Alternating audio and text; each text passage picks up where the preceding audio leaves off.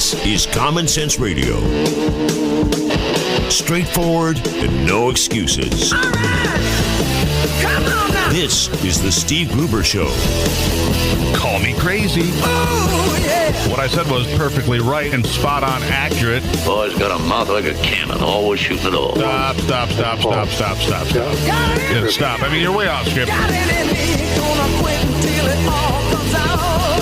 Hey, boy! Been a long education. Yeah, you know, it's not cynical. It's common sense. Pay attention to me when I'm talking to you. I'm gonna rock the nation. Rock the nation. Genuine, accountable, and raw. Here is Steve Gruber. And welcome to it, my friends. It is Thursday. Still rolling through some bumpy storms all the way from Big Rapids north to the Mackinac Bridge. In the northern studios today, a bit bumpy. A lot of big lightning striking Emmett County, Charlevoix County, that part of the state. Wild weather yesterday, let me tell you. I was in Gaylord yesterday. And one of those little pockets we were talking about yesterday morning, one of those little pockets, one of those strong storms, not very big, but really intense, pounded in a hailstorm. I haven't had a hailstorm pulled over because I thought it was going to be about marble size. I thought, well, that's going to break the windshield. Fortunately, it didn't break the windshield and didn't dent up the truck, but pretty exciting there for me, and the two kids are in the car with me. So pretty exciting, pretty rough and tumble, pretty intense weather. More of that today in some places across the state, like I said. If you'd like to get involved, do so. 888-900-9966. 888-900-9966. This part of the program brought to you by Mesa. Good health, good business, and great schools. President Barack Obama, who graduated from Columbia University with a degree in political science, once again became an environmental and ecological expert yesterday, just in time to decry America's contributions to global warming and the alleged melting of the Arctic ice caps. Of course, they were supposed to be gone by now, as you all know. According to Al Gore, the ice caps were supposed to be gone in 2013. They're, of course, not gone. And President Obama predicting a dire future for humanity. We've heard these same predictions for, well, my entire life. But hey, what good is it, Chicken Little, if you don't keep crying the same "the sky is falling" mantra from the top of the hillsides? During the Glacier event, which stands for Global Leadership in the Arctic, Cooperation, Innovation, Engagement, and Resilience, or something stupid like that, Obama blamed the recent rash of wildfires sweeping parts of Washington state on global warming, insisting that climate is changing faster than our efforts to address it. Of course, the biggest wildfire in American history occurred where? That's right, the state of Michigan. Wildfire burned across the entire state from Lake Huron to Lake Michigan. Yeah, that was in the 1800s. I guess we had global warming then, too, that was really intense and caused by... Oh, wait a sec. We didn't have fossil fuels back then. Ivy, I'm all messed up, because if we didn't have fossil fuels then how do we have a big fire? Oh, boy. Overall, the speech painted a fairly doom and gloom outlook for America and the rest of the world, so if you're a doomsday prepper, good news. Here are a few excerpts from the president's speech explaining the climate-related disasters heading to a town near you. Sometime soon, your house might slide off into the ocean. The president said, reduce sea levels, leave villages unprotected from floods and storm surges. Some are in imminent danger, or it might be engulfed in flames. Alaska's fire season is now more than a month longer than it was in 1950. Also, not true. At one point this summer, more than 300 wildfires were burning at once. Yeah, and in 1989, yours truly was covering the wildfires in Yellowstone National Park, which burned 1.2 million acres of the park's 2.2 million acre total. Yeah, half of Yellowstone National Park was touched by fires in 1989. I was there. We didn't talk about global warming in 1989. But hey, again, whatever fits. And if it doesn't, it will definitely get sucked into a sinkhole, your house, that is. Thawing permafrost. destabilizes the earth on which 100,000 Alaskans live, threatening homes, damaging transportation and energy infrastructure. Your city will either look like Atlantis or something out of the zombie apocalypse. We will condemn our children to a planet beyond their capacity to repair, submerged countries and abandoned cities. You know, they're really going for this lock, stock, and barrel, aren't they? Or how about this? You might run out of fresh salmon. Really? Warmer, more acidic oceans and rivers, and the migration of entire species threaten the livelihoods of indigenous people and local economies dependent on fishing and tourism. Or we might just run out of food in general. Of course, I told this in 1970 that we would have mass famines by 1975 and 200 million people would die each year. Climate change is already disrupting our agriculture and ecosystems. Yeah, we're growing more food now on less land with higher production and using less energy than at any time in human history. But hey, Mr. President, that doesn't paint a very good horror picture for you in Hollywood now, does it? You may simultaneously die of thirst and drown all at the same time. Entire nations will find themselves under severe problems. More drought, more floods, rising sea level. So which is it? More drought or anyhow? You might have to begin training for the Hunger Games, apparently. More refugees, more scarcity, more conflict. And if the famine, flood, fire, and fighting doesn't get you, the fumes definitely will. Here's what the president said about that. Consider as well that many of the fires burning today are actually burning through the permafrost in the Arctic. So this permafrost stores massive amounts of carbon. Oh, I see. When the permafrost is no longer permanent, when it thaws or burns, these gases are released into our atmosphere over time, and that could mean that the Arctic may become a new source of emissions that further accelerate global warming. And make no mistake, we're running out of time. On this issue, of all issues, there is such a thing as being too late. The moment is almost upon us. Well, I wish it would hurry up and get here. Because if we're past the point of no return, then we can all relax, have a beer, and wait for the apocalypse. Because I frankly am getting worn out by all the it's over. It's never happened before. It's over. Please. You know, and this is the guy that's in charge of the country, the leader of the free world. Really. Trust me, I've never seen a more blatant political agenda in my entire life. Ever. I'm going to go ahead and enjoy today. It's going to be another gorgeous day in Michigan, where global warming apparently has bypassed because it's stunningly perfect. The water is crystal clear. The air is perfect to breathe. The sun will be beating today, about 88 degrees. Global climate change, no. Just late summer, early fall. And the most perfect place to be in all the world is Michigan. Not to mention that the college football season starts today in earnest with the University of Michigan traveling to the University of Utah. Yep, the Jim Harbaugh era begins today. Not the end of the world. The rebirth of Michigan football. There's a difference. Welcome to the Steve Gruber Show. Getting your day started with news from around the state and around the world. Common Sense Radio. This is the Steve Gruber Show. I like that. Common Sense Radio. A sighting of suspicious men in an Illinois cornfield near the hunt for 3 suspected cop killers was made up, and the woman who invented it has been charged. Police reported on Thursday. Lake County Sheriff's deputies responded to a report of 2 men, one white, one black, that were seen in the field near Volo, about 5 miles south of Fox Lake, where local police lieutenant Charles Joseph Glinowitz was found fatally shot on Tuesday. Dozens of armed officers, K-9 units, and air support spent 5 hours searching the scene of Wednesday's sighting. However, Lake County Sheriff's Office said that the woman who reported the sighting had been making it up to get attention from a family where she is employed as a Nancy, Kristen Kiefer. Kristen Kiefer from Vernon Hills was charged with 2 counts of disorderly conduct and just generally being an idiot.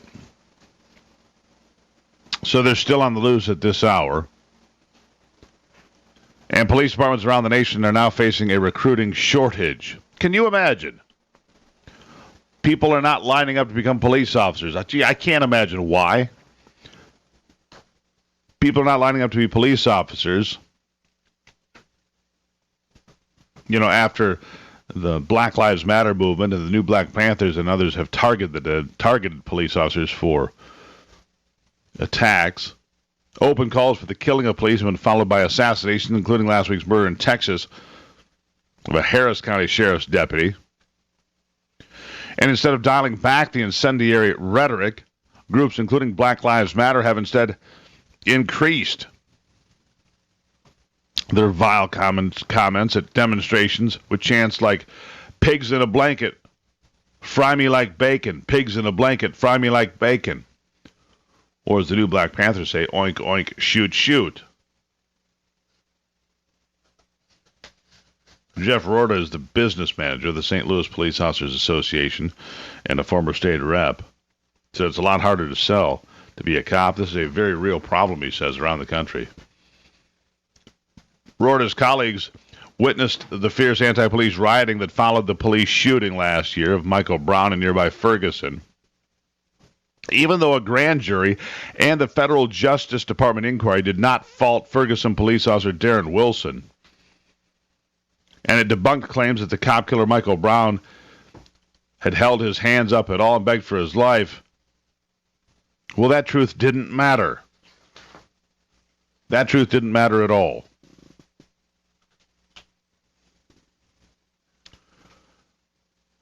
Rorta said the new academy class continues to be delayed and the police force loses about double the amount of officers per year that it did in the past.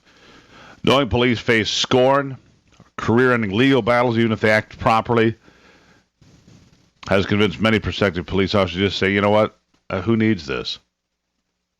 I saw this anti-cop propaganda and said, who needs this? That's actually what Antonio said, a New Yorker who asked that only his first name be used. The 32-year-old had applied and been accepted to the NYPD Academy, but withdrew his candidacy amid the cop-bashing climate sweeping the country. It's time to get a grip on it. It's time for the governors of this country to step up and say enough is enough. Obviously, the president isn't going to do the right thing and step up and say this. So it is extremely important. It's extremely important that governors and mayors and others step up and say, you know what? We need you. We respect police officers. We respect law and order. Otherwise, you're not going to have many police officers left. That's right. And speaking of law and order, here's one little aside. A little story that I thought was you just had to hear this one out of Grand Rapids. The 87-year-old man, police say, was soliciting an undercover police officer, believing he was soliciting a prostitute, will not be prosecuted. 87-year-old man soliciting a prostitute. You know, sometimes you got to say, attaboy. Sorry, attaboy. What would be the purpose of prosecuting him, said Kent County Prosecutor William Forsyth. He wouldn't and shouldn't go to jail, and, 87 years without involvement in the criminal justice system has, in my opinion, earned him a pass. Well, he'd have earned a pass from me, but for other reasons. Same reason that you're sitting there snickering in the car. Howard Arthur Klein, likely the oldest person ever charged with this crime, arrested by Grand Rapids PD about 10 o'clock at night on the 26th of June near Broadway Northwest and Leonard, not far from his home. Klein was arrested along with 2 other men and 2 women, the rest of whom were booked into the Kent County Jail. Klein was not even taken into custody due to his age and was later arraigned. Klein claimed he thought the woman he approached was someone he knew from church. I'm sorry, Mr. Klein. What kind of church are you going to? I applaud him for his efforts. All right, still to come today on the program as we get warmed up and applaud Mr. Klein for his efforts. Coming up today on the program, Seton Motley will be here, the president of Less Government. How Google can rig everything, including what goes on in Washington and around the world. We're going to take a look at that story, and you think about this. What do governments want more than anything, generally speaking? Power? No. Information. Power is a good answer. Information. The information leads to power, as you can fully understand. And then Dan Kish is going to be here. Consumers Energy and its officials now say clean energy plans are going to dramatically change the energy landscape altogether. Oh, and by the way, one of Hillary Clinton's top aides in the server scandal now is going to plead the Fifth Amendment in all inquiries. There's nothing going wrong here. He's just going to plead the Fifth. You think about that. It's Thursday on the Steve Gruber Show.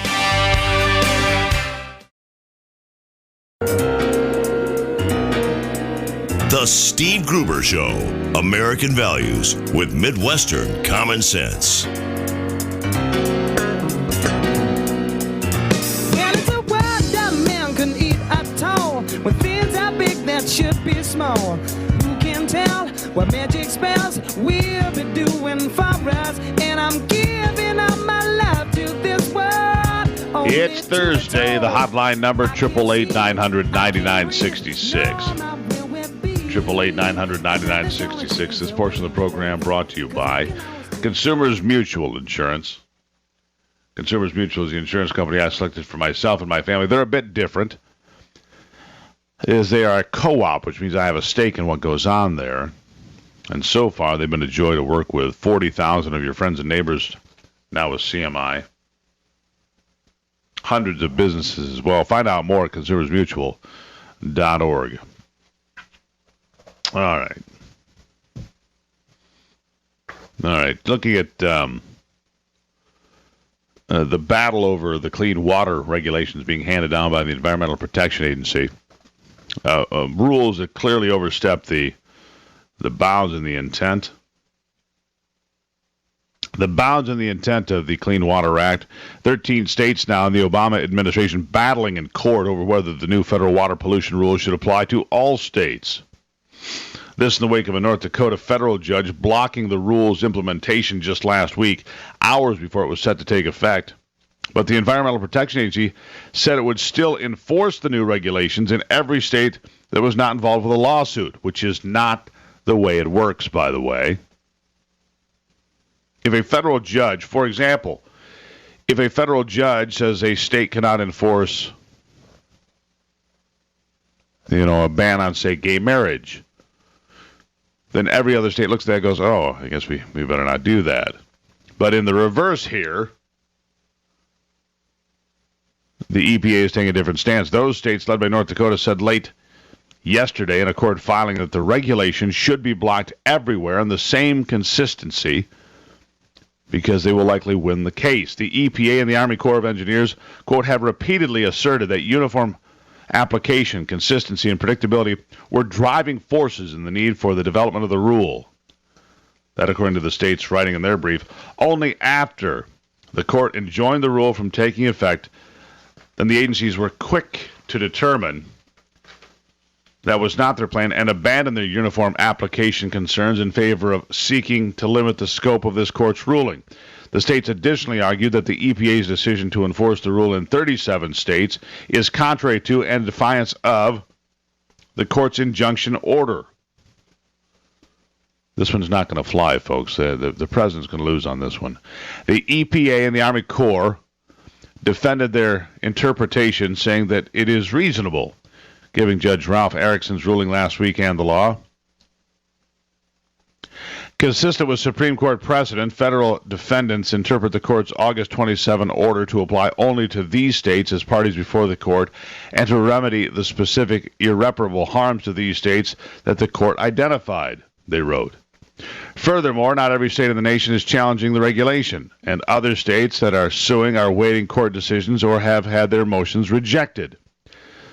The water rule, which has been hotly controversial with many business groups, and so forth. It greatly expands the federal government's jurisdiction. For example, the rain we've gotten here in the last couple of days in Michigan. The runoff from that rain would now be regulated by the Environmental Protection Agency. If you have cattails, for example, on your property, even if you have like 6, I'm being serious now. Where I live, there are like 6 cattails in my backyard. One spot that's a wet spot that's literally, 3 feet by 3 feet. Well, that's a wetland now. And that would be regulated if they saw fit. If the government had a different agenda and they wanted to do something specific, they could declare that a wetland. And therefore, for example, maybe I need a new drain field put in. Well, you can't put a drain field in, Mr. Gruber. There's a wetland there. There's 6 cattails. I'm sorry, sir, that's a wetland. What do I do with my house? Abandon it? I guess you'll have to, because you can't put a sewage system here and you can't live in a house without a sewage system. And you think that may sound far-fetched, but it's not. That's the kind of problem that we'll be facing here if these rules are struck down. Anyhow, so the EPA's rule is in deep trouble there and being challenged, and rightfully so. Trouble of a different nature in Alaska, not just President Obama there declaring all sorts of nonsensical control over your life. No, worse maybe. The U.S. military just spotted 5 Chinese Navy ships off the coast of Alaska. This is the first time Chinese Navy ships have made an appearance in the Bering Sea that anyone can remember. Tensions between the United States and China continue to build. This comes from the Wall Street Journal. While the principal motivation for President Obama's trip to Alaska was to discuss climate change, he did announce plans to accelerate acquisition of a new icebreaker by at least 2 years. So we'll keep an eye on what the Chinese are up to as well. All right, so here we go. Can Google rig the entire political spectrum? Seton Motley here from Less Government to talk about this for a moment. Seton Motley, welcome back to the program. Always a pleasure, sir. How are you? Doing well. So we know that governments want all the information they can get on every one of their citizens in an effort to have as much power and control. But the company that maybe has perfected the acquisition of mining data is Google. And you think Google can rig the whole system? Well, this is not just opinion. There was a study done by a couple of researchers, and they wrote it up. One of the guys wrote it up in Politico, and he said that they actually affected the outcome of an election in India based on on the search results they returned based on what people asked, put in the search box as a search item. And by changing slightly the responses and the results they got, they fundamentally altered the outcome of the election in India. And I point out that, I'm sorry to quote another host, but Rush Limbaugh calls them low-information voters. Who has more data on low-information voters than Google? And the problem is Google and Obama are joined at the hip. I mean, Obama got elected twice with Google's help and their data. So it's hardly surprising and certainly not out of the realm of possibility, given all that information, given what they did in India, that they could do it here. And not just in elections, but on anything. If they don't like a piece of legislation, they could return their search results could be shaved one way or the other in their preferential favor on anything. So I guess my question would be then, so if Google knows that you like, say, Starbucks coffee, and the polling place is right next to Starbucks, and they give you a coupon that morning to go to Starbucks, oh, by the way, while you're there, maybe you should vote. Is that the sort of thing you're talking about? There's that, too, but it can be more insidious. Look, rightly, look, I'm not complaining that Google's a private company. Millions of people voluntarily give them their data, or whether they know it or not, with searches and using them for Gmail and documents and calendars and all that. They're giving their data to Google. That's fine. The problem is when Google gives it to government, as it's from all appearances they did with Obama, and two, they have 600 search algorithm changes a year. We don't know what they are. We shouldn't know what they are, but they can change it any way they want. And they can mine every American out there. Seton Motley, always a pleasure, my friend. We'll have to have more on this sometime soon. Keeping you in touch with Michigan and the world. You and I travel to the beat of a different drum. Oh, can't you tell? Oh, yeah, make no mistake. It's Thursday on the Steve Gruber Show. Yes. Hey, you can find out more at stevegruber.com. Listen live there at the Listen Live button. That's how clever we are. Podcasts are found where?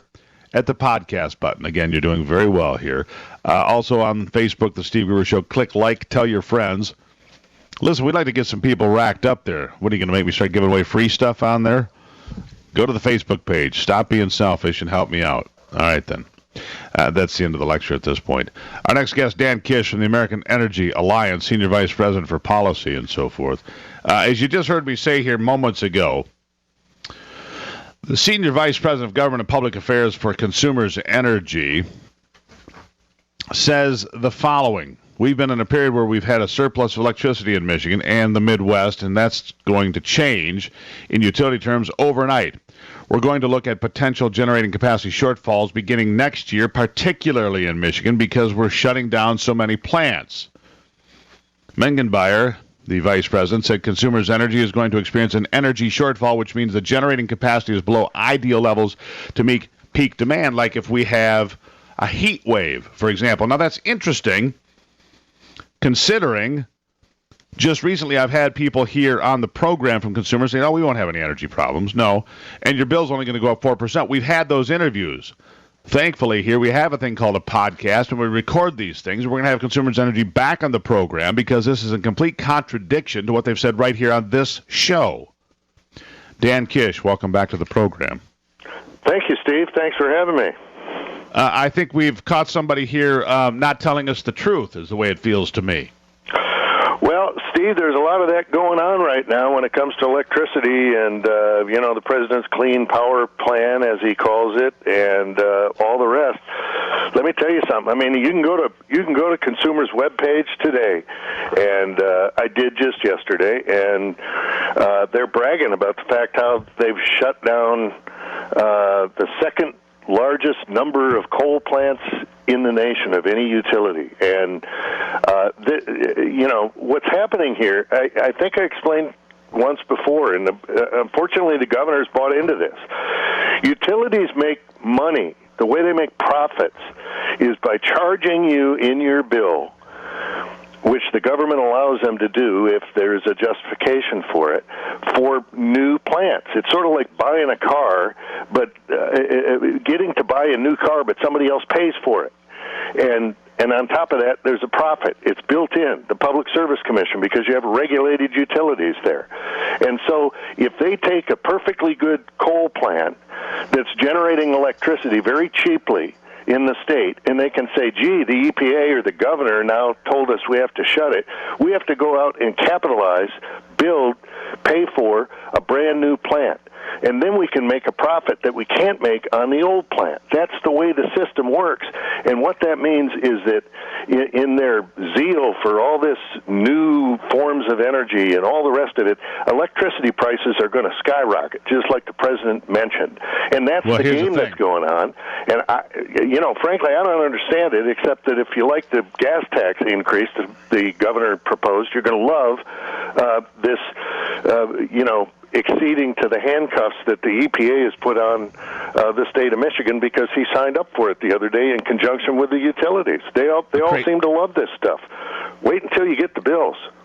Yeah, the crazy thing is I have these folks on the record, on tape, I'm talking just in the last few weeks, very, very recently, saying electricity prices will go up no more than 3 or 4% per year, no more than 3 or 4% per year, which is probably tolerable to most people, the slow escalation of pricing, and we would have no energy issues. But here I am, reading this statement from David Mengenbeyer, I guess that's the way you say his name, the Senior Vice President of Government and Public Affairs, saying something very, very different, saying what he's saying here is brownouts and rolling blackouts during high energy use periods because we do not have the capacity anymore by shutting these plants down to fill the grid in Michigan. I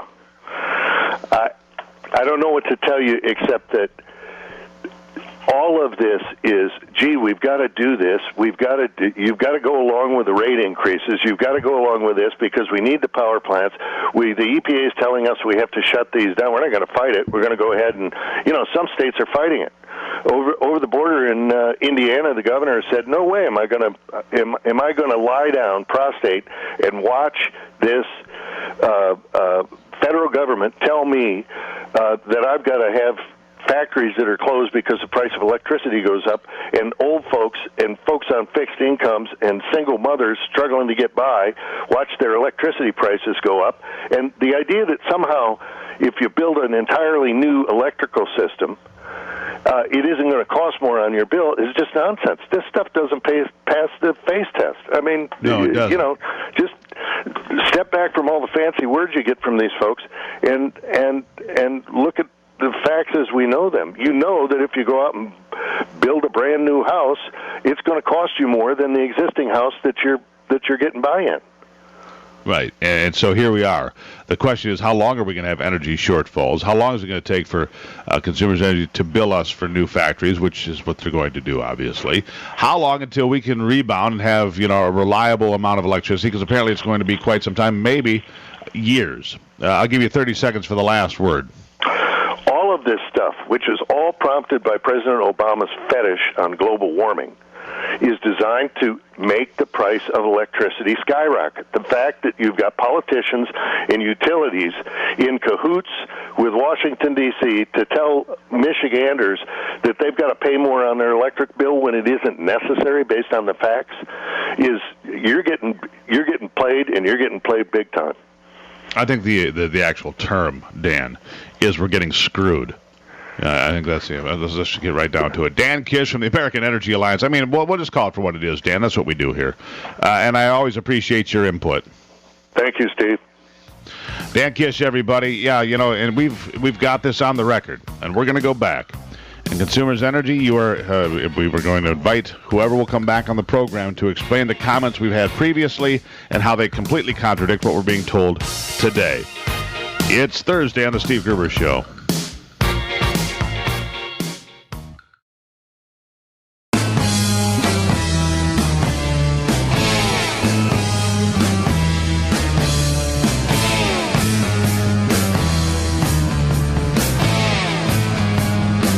It's now 55 after the hour on this Thursday. Welcome back to the Steve Gruber Show. We got some hotline interest on this topic. The number, 888-900-9966, 888-900-9966. Sam is on the line in Grand Rapids today. Sam, welcome to the program. Yeah, good morning. I just was going to comment on that. The Consumers Energy people, Consumers Energy is full of politicians, too. I would check very carefully the words they use because chances are the electrical rate may not go up, but that your electric bill is made up of several components, the rate being one of them, and they can say, okay, the rate hasn't gone up more than 3 or 4%, but then there's another charge for the cost of the new plant. Right, but I'm focusing on something else that was said. Dan Bishop, I believe, was our guest from Consumers Energy here recently. And Dan Bishop was here on the program. And I'm going to go back. This is why we have podcasts, guys. This is why we have podcasts. So you can go back and check for yourself. But Ivy's already gone back and listened to it and said exactly what I said, which is it's not just about the rates, Sam, that they said, but maybe 3 or 4% increase. It's also about capacity, that we would have no concern with capacity. Well, that is not at all what the Senior Vice President of Government and Public Affairs from Consumers is saying now. Consumers is going to experience an energy shortfall, which means the generating capacity is below levels needed to meet peak demand. like during a time when it's 90 degrees, say like right now this week. So somebody isn't being square with me, Sam, and I don't appreciate when people aren't square with me. In fact, I have a tendency to call them out on it. Is that fair for me to do? Absolutely. Just check his words carefully and find out, because like I said, it's full of politicians, and they can parse their words as good as somebody like Clinton can do. Well, and I appreciate you checking in, Sam, and we're going to get to the bottom of it for you in Grand Rapids and for everybody else listening. It is Thursday here on the Steve Gruber Show. The phone number, if you'd like to join the conversation, is 888-900-9966, 888-900-9966. If you're going to tell me something and it turns out to be, not exactly accurate later, well, I'm not exactly going to let it slide. Stay with us here on this Thursday on the Steve Gruber Show. We'll be right back.